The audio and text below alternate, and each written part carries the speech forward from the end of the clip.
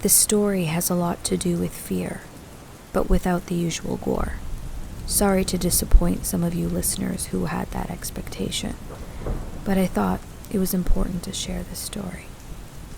My name is Lauren. I'm 37 years old. I studied to be a registered nurse, and in my first 2 years of employment, I worked rotating shifts at a hospital in the Greater Toronto area. The hours were brutal, and the lack of sleep really put me in a constant grumpy mood, when naturally, I'm a pretty happy person. This was a job I couldn't get used to. It definitely wasn't something I signed up for. I've always been into the beauty industry and took really good care of my physical health, including my skin. No matter how tired I was, I would always make time to do my 10-step skincare routine. I decided that maybe I could use my degree into something that made people content with how they felt and looked, sort of boosted their confidence. Aesthetics was definitely the place for me. I was into dermal fillers, Botox, contouring, and facials. It wasn't long until I saved some money to put towards my own beauty aesthetics business. I took a small loan as well to help with my fresh start. I was already licensed, so I was qualified as a nurse injector. I just had to really study the techniques. In the beginning, it was hard to find clients, but after some social media marketing, business picked up. I couldn't believe how many people wanted these services. Although I was finding success in what I loved, I just couldn't find someone to love. Dating was tough, and I already was in my late 30s. Some would say being unmarried at this age would lead to difficulties, perhaps finding the one, and then dedicating years of getting to know the person before settling down and conceiving a child. I'd be closer to 50 then. I really didn't mind not having kids of my own. In this day and age and with technology, there were other options. Besides, it's my body, and I really didn't want to put it through so much when I had worked so hard every day to be in the best shape of my life.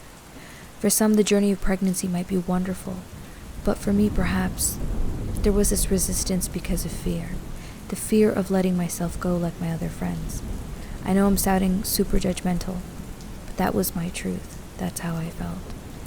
I had been on countless dates this past year, but nothing stirred my interest. I've only ever been in a serious relationship once in my life. It lasted over a span of 3 years. Maybe it could have to do with my type, because I was generally gravitating towards light-colored hair, greener blue eyes, slightly taller than me, chiseled body and defined jawlines. Basically the pretty boy type that you would find on the ad for Calvin Klein underwear. I'll admit, my dream guy was a bit superficial. I wanted to change that, though. One day I got a call from my friend Nicole. We have been friends for 7 years now. I met her when I was working part-time at an electronics store while studying nursing. "Hey, Vanessa," she said. "You wouldn't believe this, but I got a call from a company that is running a social experiment. It involved talking to a bunch of guys without seeing them at all. A real blind date." "That was random," I replied. "But don't you have a boyfriend?" "Yes," she laughed. "It's actually for you. I thought maybe you could try something new." "Is this thing legit and not a scam? Like, how did they get your number?" I questioned. "There was a casting call, and I found quite a few flyers posted at the local grocery store and some stapled on telephone posts outside. I called the number and left a voicemail. They called me back, and I offered to sign you up." I was slightly pissed. "You did what, Nicole? I'm not going to do it, especially if it's going to be recorded for TV. Nicole told me that the participants were the test subjects for a pitch for a future show. If the production company approved, they would then begin the actual process of auditioning real people and selecting the candidates for a Netflix show. "So you're telling me that myself and others would just be guinea pigs?" I said.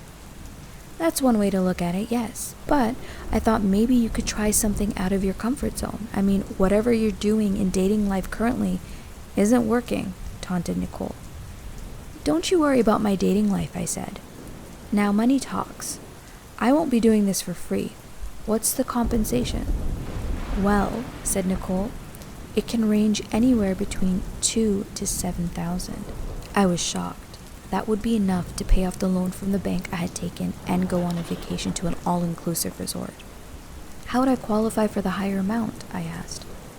"I don't work for these guys," she laughed. "You would have to talk to them directly about the payout and other rules. They have a meeting scheduled for women only who wish to participate. this Thursday night. I think the guys will be on a different date because they don't want you to see each other, which is the purpose of the whole experiment altogether. As much as I hated the idea of meeting a potential partner without seeing them, I wanted to be a bit more open to trying something new. I just didn't want to be single and alone forever. That would be a miserable life. I took the address from Nicole and then went back to my client appointments. After work, I picked up an iced lemonade at the mall and then went browsing for a new outfit. Not that it would matter, as the guys won't see me. I guess I was doing it to impress myself. Self-love, am I right? 2 days later, it was instructional class. The address was at an abandoned warehouse in Etobicoke. I parked in the big lot, which already had at least 50 cars. I then followed the signs with the arrows to the Q&A doors. When I got to the front, there was a receptionist who asked me to fill out my personal information and sign a non-disclosure form. I was basically signing away all rights to this company who would collect and most likely share their findings with researchers and other strangers. All in the name of science, I guess.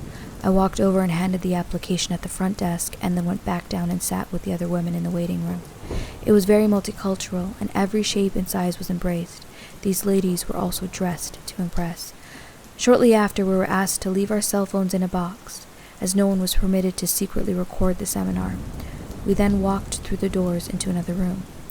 A woman was standing up at the front with the projector screen set up and ready to go. Seemed pretty professional. "Welcome all," she began. "My name is Mallory, and I'm the Vice President of Tranquil Life Co.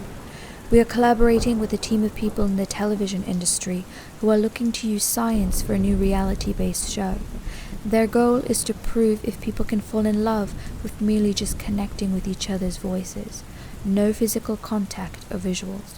You can't describe yourself either. You will have to actually try to get to know each other.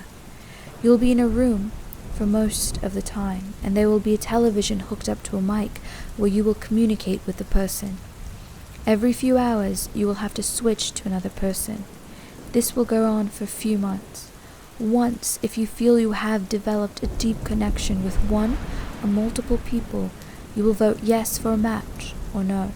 Your votes will be collected anonymously and then reviewed. If the men's side matches with any of your choices, then you will get around to speak with them one last time. After you make a decision to date one of them, their identity will be revealed to you by meeting face to face. You will also get to see the person you declined. If the date is a success, then the compensation will be $8,000 split between the two of you. Now, you will be recorded during these sessions, so trying to break the rules by running a scam for money, we will be able to catch on you fast, and you'll be automatically disqualified from the study without the promised compensation listed in the form, which was guaranteed of $1,500. Every evening at 6 to 10 p.m., you'll be required to sign in and go to your room. If you have a current job that may impede on the timing, then you will not be asked to move to the next step. This is a longer study and requires committed participants. Now, the study has proved to be successful in Brazil and the US. We thought it was time to launch it in Canada for Canadian audiences. Any other questions, feel free to address them to Tamara, our fantastic front desk receptionist. Great, I thought. $1,500 would be worth it, even if I didn't find love. I mean, I own my own business. I could adjust the times with my clients. I would basically be paid for just conversating with random guys. That night, I thought about it and decided to try my luck at love. The next month flew by. I spoke to a lot of guys, but 3 stood out to me the most. Hakeem, who was a pilot. He really had seen most of the world and had such a manly voice. Peyton was a lawyer who enjoyed cooking romantic dinners and watching rom-coms. And Nick, he was a successful producer in Hollywood who started every morning with a protein shake and a long-distance run. He also had the most soothing English accent. I felt like even though I had a month left, I needed to narrow it down to 1. So many girls had left the program because they couldn't commit. Out of the 50, 39 dropped out. Only 2 girls so far paired up with a date, and some were planning on going long term. Interesting. Pretty interesting. I talked to one of the girls and she told me the guy she hadn't selected was the type of guy she probably would have dated based off of his overall look. I felt the pressure. I found each guy to be equally as interesting, and each one had different strengths. They were definitely unique in their own way. I decided to cast my vote for all three. Maybe one would be at least matched. Although they all showed interest, they could be swaying secretly more towards another girl. The next evening I was approached by Mallory. She told me I had matched with all three men and that I had the opportunity to choose which one I would want to go out with. I was surprised that I fit possible girlfriend material for all of them. I went back to my designated space and thought about it. After 30 minutes, which seemed like forever, I was fighting between my feelings, until I went back out of the room and told Mallory that Nick was my pick. She smiled and told me to follow her to the reveal room. I went and sat on a couch facing a door. Mallory said, "Let's bring in Hakim, the pilot that you were gushing so much about." The door opened, but no Hakim came out. "That was strange," said Mallory. She picked up her walkie-talkie and asked one of the crew members to find Hakim. She then said, "While they're looking for him, why not bring out Peyton, the lawyer? You were laughing hysterically at his jokes." The automatic door opened, but Peyton didn't emerge. Okay, that was weirdly coincidental that two of the guys I liked didn't appear. Mallory apologized for the mishap and went on her walkie-talkie again. She told me maybe there was a mix-up and they were in different rooms. How about we cut to the good part and bring in Nick, the producer, the guy who you were swooning over? The door slowly opened and in walked Nick. He was my height, slim, very attractive, like a model, blue eyes, perfect teeth as he grinned at me. And then he spoke with his English accent, and my heart skipped a beat. "Hi, Lauren," he said. "It is so wonderful to see your face again." "Again?" I said, confused. "This is the first time we ever met." "Well, no," he said. He then sat down next to me. 7 years ago, I worked in an electronics place with you and Nicole, who is still actually best friends with you, right? Anyway, I had a real crush on you and asked you on a date. You told me I wasn't your type because I didn't look like boyfriend material. I was on the heavier side, and you said you'd rather be single forever than give a guy like me a chance. Seems like you changed your mind now, huh? What a hypocrite. The fact that you didn't even see my face and decided to go on a date with me. You're the most shallowest person I've ever met. My eyes began to water. I did remember that time. I was very mean to Nick. I can't believe I said those things. "I'm sorry," I said. "I didn't realize how disgusting those things I said to you were." "Well," said Nick, "I guess I'll accept an apology. I'm a bit more forgiving, and I hope you'll forgive me, too, one day for this." He then went on. "There is no social experiment for a reality show." I turned to look at Mallory, who was smiling and nodding her head. "But there is a new reality show I'm producing called Revenge of the Exes. I designed a plot to take revenge, to sort of show that appearances don't matter. It's who the person is on the inside. There is no Hakim or Peyton. I actually played the roles for them both, who you also sadly fell for. The other women who signed up, all the way down to the cleaning staff, they were all paid actors. Oh, and Mallory, well, she's my wife. So, Lauren, how does it feel to now be on the other side of things? To be the one that's rejected? The only other person other than you who had no clue was your best friend Nicole. And boy did we hook, line and sinker her. I hope you learned an important lesson here.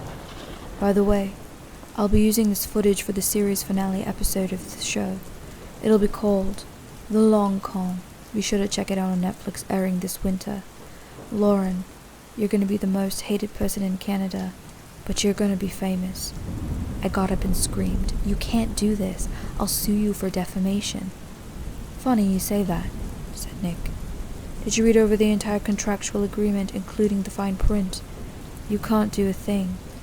But yes, although this was fake, I will still hold up to the bargain and pay you $1,500 for your time. Mallory, be sure to make a check out to Lauren. I don't want your trashy money, I said. Up to you, Lauren. And he left the room. Mallory escorted me out of the building. I was at a loss for thoughts, and I was shaking as I drove home. I told Nicole to come over, and when I shared the news with her, she cried with me and apologized over and over again, even though she was innocent in all of it. Her whole point was to help her friend, and she did it in the most sincere way possible. I wasn't the same after that day. I began to put appearances and physical attraction at the bottom of my list. I really made every effort to get to know a person first. Nick's words echoed in my ear. It's who the person is on the inside. A few weeks later, I received a check from Nick O'Reilly Red Light Production House. Instead of $1,500, there was $2,500. There was a note accompanying it, which read, "To Lauren, an extra something for any pain and sleepless nights this may have caused. I want you to know that I went through the same thing with my own battles of depression and self-image issues. I've overcome that now, and I'm living a life I'm truly happy with. I hope you will find the same kind of light and beauty someday. I wish you well and success. P.S. I've decided to axe your episode for my Netflix show. It wouldn't be fair to you, especially if you're trying to change. You deserve a shot at love, even if it's not with me." He put a smiley face and ended off with, "Regards, Nick." I was relieved, but actually kind of glad Nick put me through all of that. Sometimes as people we drift in the wrong directions and need someone to pull us back and set us straight. Boy, was I grateful for that.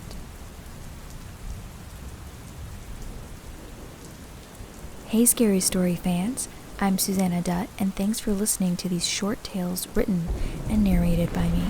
I hope you enjoyed them.